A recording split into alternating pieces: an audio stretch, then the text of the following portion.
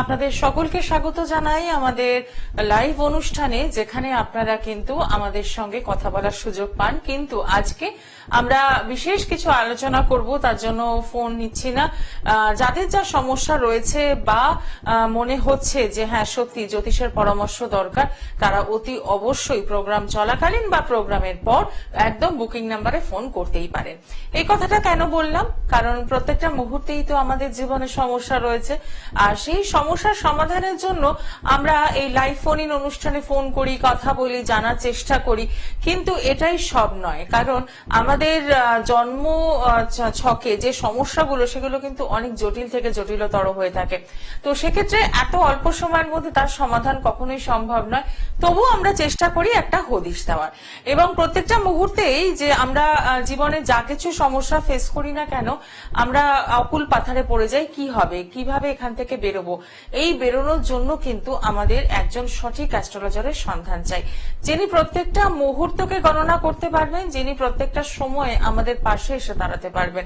আর ঠিক তাই তো 40 বছর ধরে অত্যন্ত সুনামের সাথে কাজ করে আসছেন যে মানুষটি, এবং যার হাত ধরে অনেক অ্যাস্ট্রোলজার বন্ধুরা কিন্তু প্রতিষ্ঠিত, তারাও কিন্তু নিজেদের ফিল্ডে কাজ করছেন, মিডিয়ার পর্দায় কাজ করছেন, এরকম আমরা অহরহই শুনতে পাই। তো বেশি কথায় না গিয়ে একদম সেই মানুষটিকে আমরা স্বাগত জানাবো স্টুডিওতে, এবং অতি অবশ্যই রয়েছেন স্টুডিওতে এই মুহূর্তে জ্যোতিষ অধ্যাপক শ্রী সত্যকাম। তাকে স্বাগত জানাচ্ছি। দাদা নমস্কার। একদম পুজোর মুখে আমরা দাঁড়িয়ে রয়েছি, তো এই জায়গায় দাঁড়িয়ে চাই সকলেই আমরা ভালো থাকতে চাই, আনন্দে থাকতে চাই, সুখ শান্তি আমাদের যেন বজায় থাকে, এই কামনাটা আমরা প্রত্যেকেই করি। কিন্তু জীবনে চলার পথে প্রত্যেকটা মুহূর্তে ঠক্কর খেতে হয়, এটা হচ্ছে বড় বাস্তব কথা। এই জায়গা থেকে দাঁড়িয়ে বলবো যে বিচার করতে গিয়ে সবসময় দেখি আপনি নক্ষত্রকে গুরুত্ব দেন। একটা প্রশ্ন করব, নক্ষত্রের ভূমিকা যখন রয়েছে, তাহলে কি গ্রহদের কোনোই ভূমিকা নেই আমাদের জীবনে? অবশ্যই আছে, গ্রহদের ভূমিকা তো অবশ্যই আছে। আমি যদি একটা উদাহরণ দিই, তাহলে জিনিসটা হয়তো সমস্ত দর্শক বন্ধুদের কাছে একটু পরিষ্কার হবে। একটা আবাসন, একটা হাউজিং, সেই হাউজিং এ 12টা ফ্ল্যাট, সেই 12টা ফ্ল্যাটে 9 জন ভাড়াটে,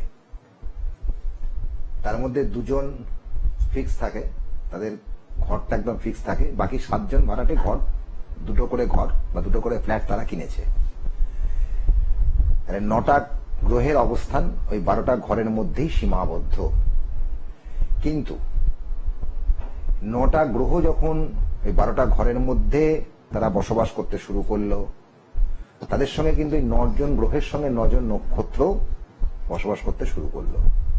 তাহলে আমি যদি একটু ভেঙে দিই, একটু বোঝার সুবিধার্থে যদি ভেঙে দিই, তাহলে এই আবাসনটার মধ্যে যে 12টা ঘর রয়েছে, 12টা ঘরের অনেকে তো অনেক ফ্ল্যাটে নাও থাকতে পারে, সে হয়তো সে নিজের ফ্ল্যাটে নেই, সে অন্য কাউকে সেই ফ্ল্যাটে থাকতে দিয়েছে বা ভাড়া দিয়েছে।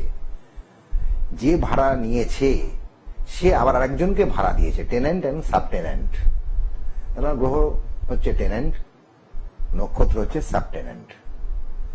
এটা হচ্ছে একটা মোটামুটি একটা খুব উপরের একটা স্ট্রাকচার। এবার যে নক্ষত্রের ভূমিকা কিন্তু অপরিসীম। কেন নক্ষত্রের ভূমিকা অপরিসীম? আমরা জানি যে রাশির উপাদান হচ্ছে 4টে: অগ্নি রাশি, পৃথ্বী রাশি, বায়ু রাশি এবং জল রাশি। এবং শক্তি হচ্ছে 3 প্রকার: চর শক্তি, স্থির শক্তি এবং দত্তক শক্তি।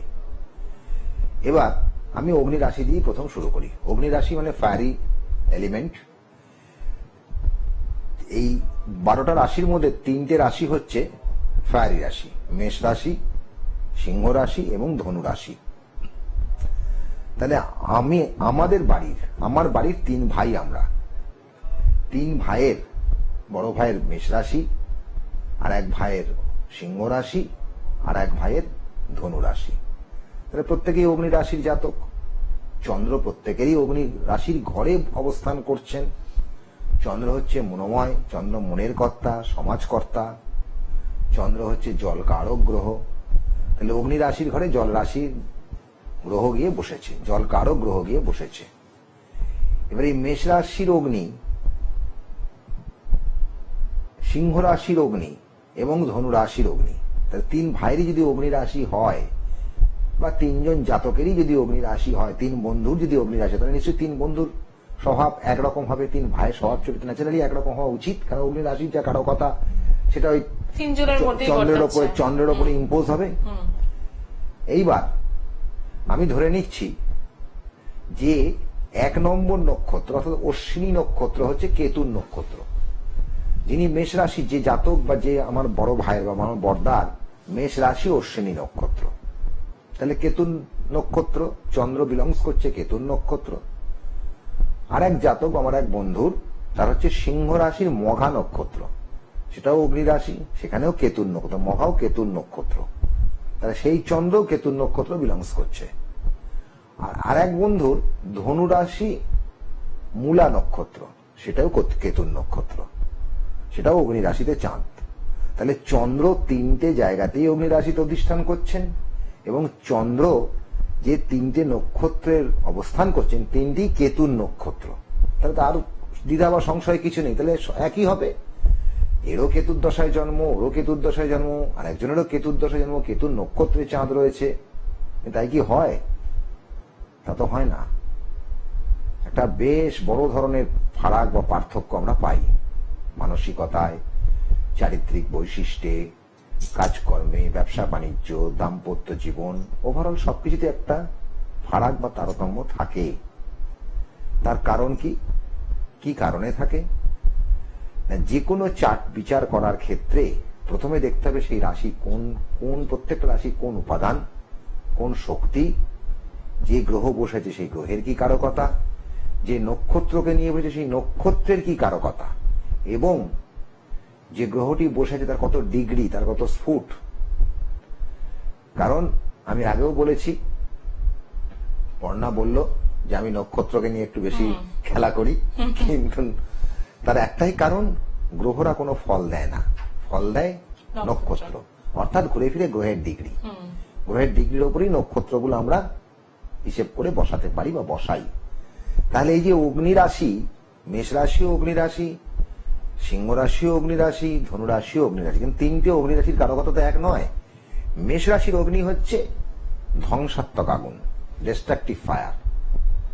মেষের অধিপতি হচ্ছে মঙ্গল, সেই মঙ্গলের একটা জেনারেল ফিচার্স হচ্ছে সে রণসেনাপতি। আমরা বলি ধরণী গর্ভ সম্ভুতাং বিদ্যুৎ পুঞ্জ সমপ্রভম কুমারং শক্তি হস্তাঞ্চ লোহিতাঙ্গাং নামাম্যহম। উনি কুমার, চিরকুমার, উনি রণসেনাপতি। সবসময় একটা যুদ্ধং দেহি রণং দেহি মনোভাব, দেখে নেব, করে নেব, বুঝে নেব ইত্যাদি। এটা হচ্ছে মোটামুটি মেষের মঙ্গলের একটা আউটলাইন আইডিয়া।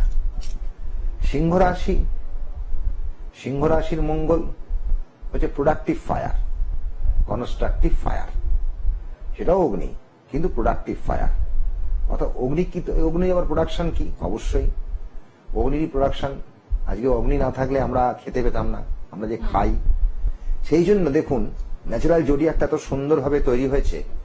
সিংহ রাশির অধিপতি কিন্তু রবি, আমাদের ন্যাচারাল সোর্স, আমাদের সোর্সের সমস্ত সৌর শক্তির উৎস হচ্ছে সূর্য। সমস্ত প্রোডাকশন, আজকে সূর্য যদি না থাকে তাহলে এই পৃথিবী, বায়ুমণ্ডল সব জীবাণুতে ভরে যাবে, কিছু থাকবে না। মানে এক দুদিন মেঘলা হলেই আমাদের কেমন মনটাই ম্যাচ করতে থাকে যে কেমন অবস্থা।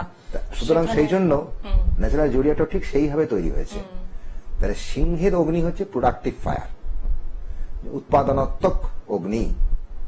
যে কোনো ধরনের উৎপাদন, যে কোনো ধরনের সবকিছু, আপনি কোনো কলকারখানা বলুন, আপনি কোনো থার্মাল প্ল্যান্ট বলুন, আপনি আপনার ঘরের রান্নাঘরটা ছোট্ট একটা কিচেন বলুন, সবকিছু উৎপাদনাত্মক হচ্ছে সিংহ রাশি অগ্নি। আর ধনু রাশির অগ্নি হচ্ছে ধর্মমূলক, শান্তিকারক অগ্নি।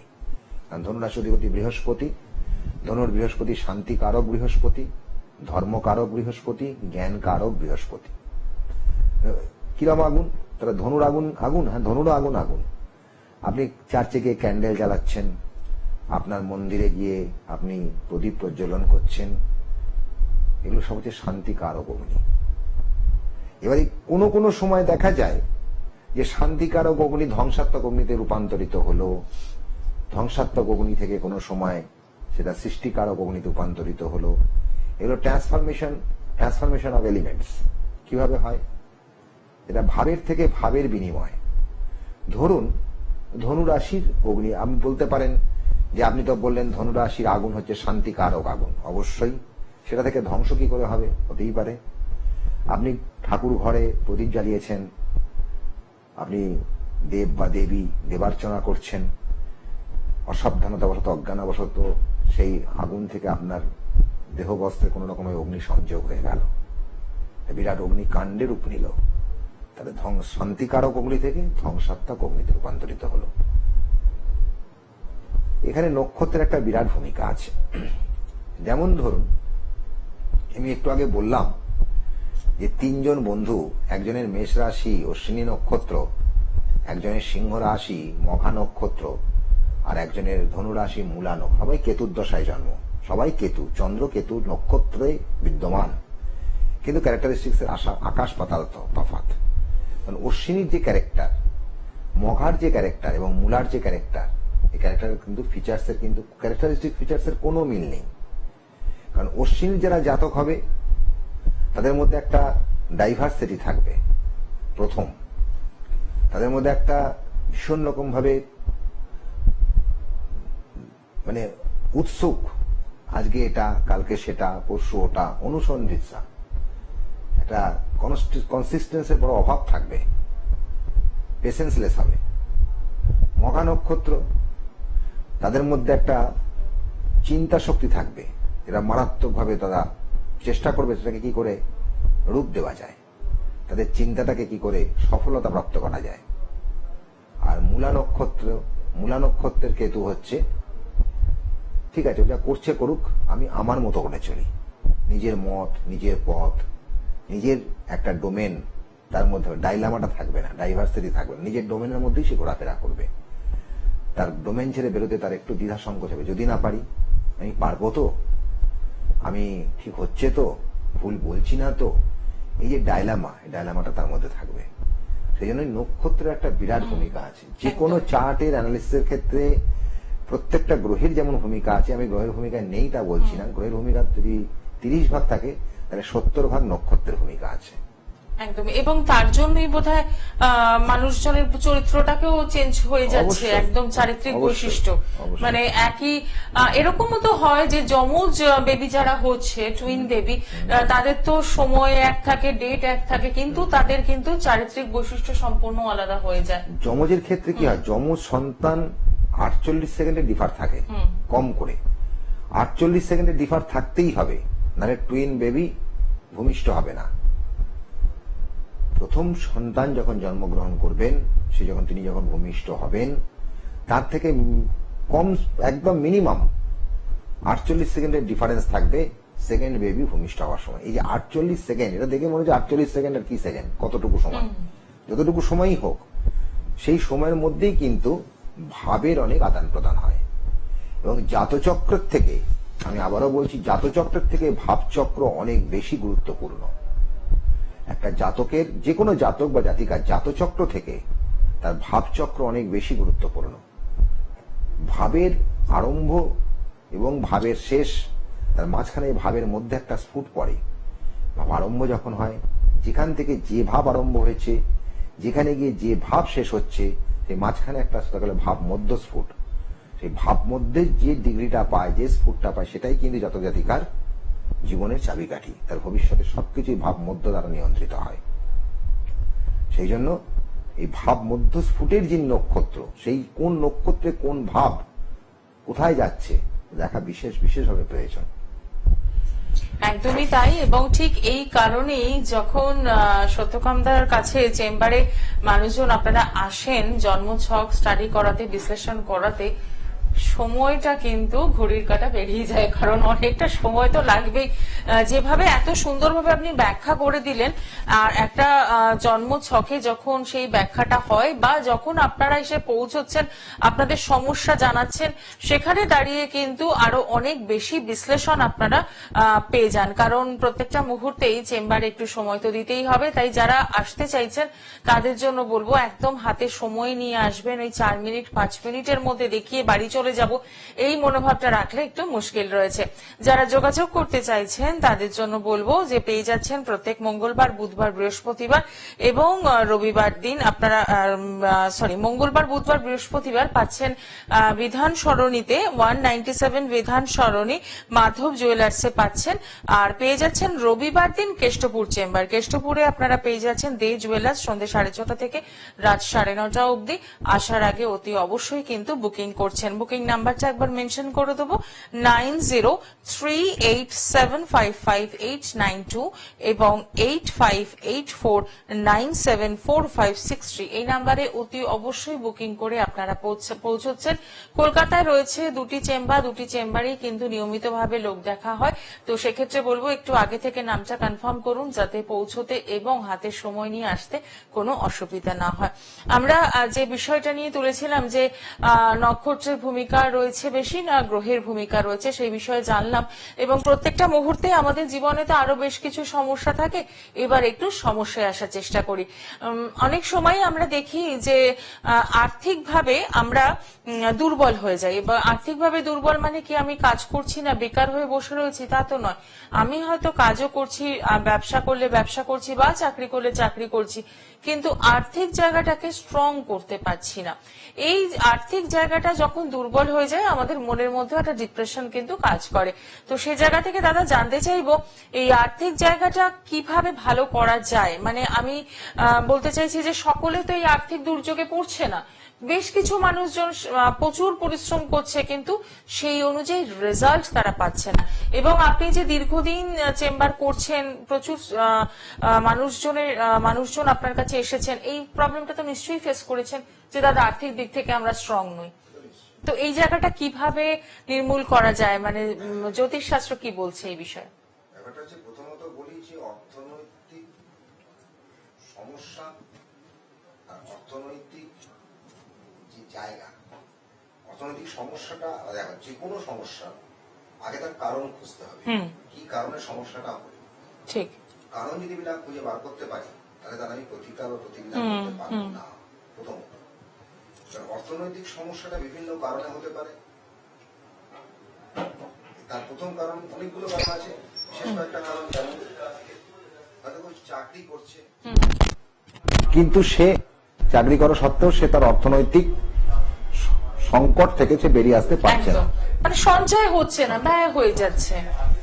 অথবা তার দ্বিতীয় তার সমস্যা হতে পারে, তার কারণ হচ্ছে হয়তো সে তার according to his effort he will not get result. According সে যতটা পরিশ্রম করছে, যতটা সে খাটছে, ততটা সে তার মূল্য পাচ্ছে না।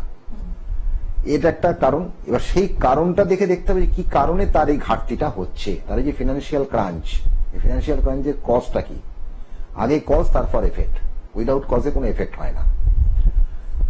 এবার দেখা যাবে কেউ হয়তো রোজগার করছে, মোটামুটি একটা সচ্ছল অবস্থায় চলার মতো সে রোজগার করছে, কিন্তু সে বলছে আমার সঞ্চয় হচ্ছে না। তার বাড়িতে একটা দারিদ্রতার ছাপ, অর্থনৈতিক সমস্যা সে ভুগছে। তার কোনো নেশা আছে কিনা, অর্থনৈতিক অর্থ ক্ষয়ের মতন কোনো নেশা আছে কিনা। বিভিন্ন ধরনের নেশায় সে হয়তো নেশাগ্রস্ত হয়ে পড়ে তার অর্থ ক্ষয় হচ্ছে। রাহু এমন একটি গ্রহ, আর অনেকে বলে থাকেন যে বৃহস্পতি ভালো হলেই পয়সা আসবে, না, সম্পূর্ণ ভুল কথা। বৃহস্পতি কাউকে অর্থ দেয় না। বৃহস্পতি অর্থকরী গ্রহই নয়। বৃহস্পতি হচ্ছে জ্ঞানকারক গ্রহ, প্রজ্ঞাকারক গ্রহ, শান্তিকারক গ্রহ, সুখকারক গ্রহ। অর্থকরী গ্রহ হচ্ছে কেতু। খুব আশ্চর্য লাগলো অনেকের কাছে হয়তো জানি আমি, কিন্তু অর্থকরী গ্রহ হচ্ছে কেতু। কেতু কেন অর্থকরী গ্রহ, এটার একটা বিরাট বড় ব্যাখ্যা আছে, সেটা অনেক সময় লেগে যাবে, কর্ণামাত্রা সময় দেবে না। ঠিক আছে, একটু ছোট করে জিস্ট, কারণ এটা সত্যি আমরা বলি না যে বৃহস্পতি সহায় মানে একদম শান্তিকারক গ্রহ, একদম বৃহস্পতি জ্ঞানকারক গ্রহ, প্রজ্ঞাকারক গ্রহ, ধর্মকারক গ্রহ। কিন্তু কেতু হচ্ছে অর্থকরী গ্রহ, আর রাহু হচ্ছে অর্থকরী গ্রহ। রাহু কিরকম অর্থকারী গ্রহ, রাহু হচ্ছে ফাটকা অর্থকারী গ্রহ। ফাটকা অর্থ বলতে হয়তো আপনার আচমকা একটা অর্থ পেলেন, শেয়ার বাজার বলুন, লটারি বলুন, যে কোনো ধরনের হঠাৎ অর্থপ্রাপ্তি কিন্তু রাহু দেয়। মানে যেটা কোনো প্ল্যানিং এর বাইরে, হ্যাঁ, এবং প্ল্যানিং এর বাইরে। আনার্ন মানি কিন্তু রাহুর দপ্তর, রাহুর ডিপার্টমেন্ট। আবার যেমন দেয় তেমন আবার নিয়েও নেয়। রাহু যেমন দেয় রাহু আবার নিয়েও নেয়। কিভাবে নেয়? রাহু হচ্ছে ম্যালিফিক প্ল্যানেট। ন্যাচারাল জোডিয়াকে আমরা বলি রাহু হচ্ছে ম্যালিফিক প্ল্যানেট। ম্যালিফিক প্ল্যানেটের ম্যালিফিক কিছু ফিচার্স তো সে আপনার উপর জাতক বা জীবনে ইম্পোজ করবেই, তার হাত থেকে রেহাই নেই। আপনি গোমেদের মালা পরে বসে থাকলেও কিছু হবে না। রাহু, দেখুন একটা কথা প্রত্যেক দর্শক বন্ধুদের আমি বলবো, destiny can not be altered. ভাগ্যের পরিবর্তন করা যায় না। ভাগ্যের পরিবর্তন করা যায় না। কিছুটা পরিবর্তন বা পরিস্ফুটন করে সেটাকে আমরা কিছুটা রিপেয়ার করতে পারি, কিছুটা অ্যাডিশনাল রেশন করতে পারি, সংস্কার করতে পারি, কিন্তু ভাগ্যের পরিবর্তন করা যায়। ভাগ্যকে সংস্কার করতে পারি, আমরা আপনাদের গাইড করতে পারি। সেই ক্ষেত্রে রাহু কি করে? রাহু মানুষকে বিপথগামী করে, বিভিন্ন ধরনের বিপথগামী করে তার ওই যে সঞ্চিত অর্থটাকে সে ড্রেনেজ করে দেয়। এটা রাহুর কারো কথা।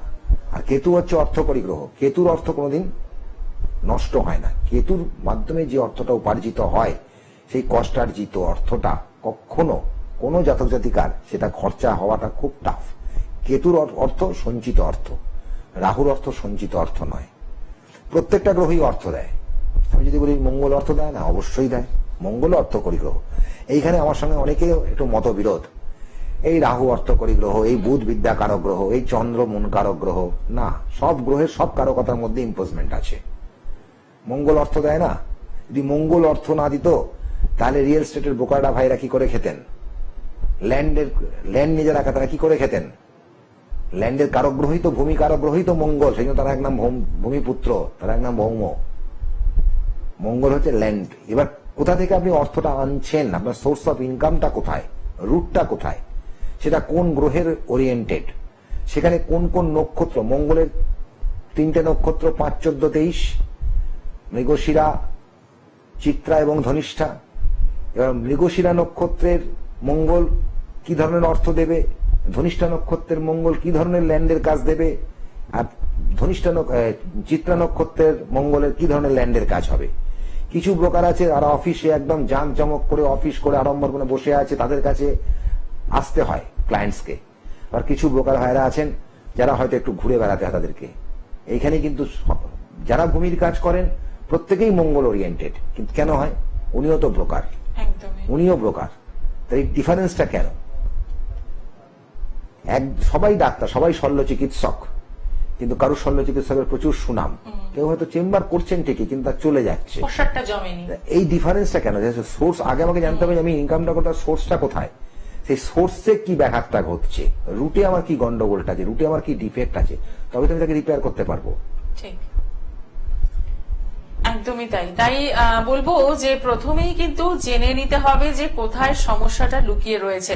সেই জায়গাটা যদি জেনে নেওয়া যায় তাহলে কিন্তু সমাধানের রাস্তাটা অনেক বেশি স্মুথ হয় এবং ভবিষ্যৎটাও খুব সুন্দর হয়ে যায়। তাই বলবো একদম সরাসরি যোগাযোগ করুন। আপনার জন্যই কিন্তু রয়েছেন জ্যোতিষ অধ্যাপক শ্রী সত্যকাম। আপনাকে পৌঁছতে হবে, আপনাকে সচেতন হতে হবে, সমস্যা থেকে বেরোতে হবে। সমস্যা জিয়ে রাখলে চলবে না, সমাধানের রাস্তায় হাঁটতে হবে। আর প্রত্যেকটা মুহূর্তে গ্লোব টিভির পর্দায় যেভাবে অনুষ্ঠান দেখছেন সেভাবেই দেখতে থাকুন। আগামী দিনগুলো ভালো যাক। আর প্রত্যেকটা সময়ে আমাদের সঙ্গে নিশ্চয়ই থাকতে হচ্ছে, কারণ এরকমই বিভিন্ন বিষয় নিয়ে আমরা আলোচনা করব। সাথে থাকবেন আপনারা। আজকে অনুষ্ঠান এখানেই শেষ করছি। সকলে ভালো থাকুন। নমস্কার।